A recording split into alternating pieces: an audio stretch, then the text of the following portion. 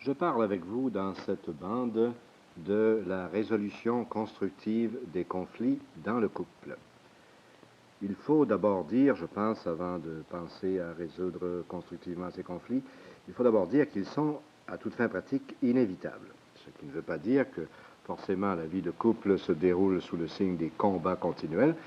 mais il est inévitable que deux personnes qui vivent ensemble ou qui ont des rapports étroits ensemble pendant des années vont avoir l'occasion d'avoir des conflits et qu'ils vont céder à ces occasions au moins une fois de temps en temps. Les conflits sont inévitables parce que les partenaires sont différents. Il y a forcément donc des divergences de point de vue, des divergences d'éducation, des divergences d'opinion, des divergences d'importance attachées à certaines choses plutôt qu'à telle autre, des façons différentes de s'y prendre pour faire la même chose, et tout cela, évidemment, amène la possibilité d'un conflit. S'il s'agit de conflits relativement superficiels,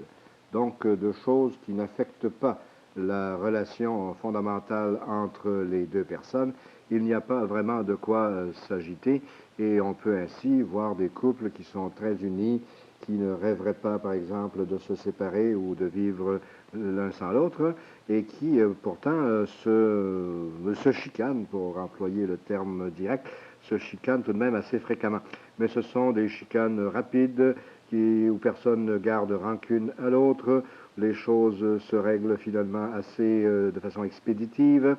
Il peut s'agir tout simplement de gens qui ont un tempérament un peu prompt, un peu vif, et ceux-ci ne présentent pas en général de difficultés qui soient de nature à affecter considérablement la vie ou le plaisir à vivre ensemble. Ce n'est pas la même chose, évidemment, quand on a affaire à des conflits qui vont plus en profondeur, qui viennent affecter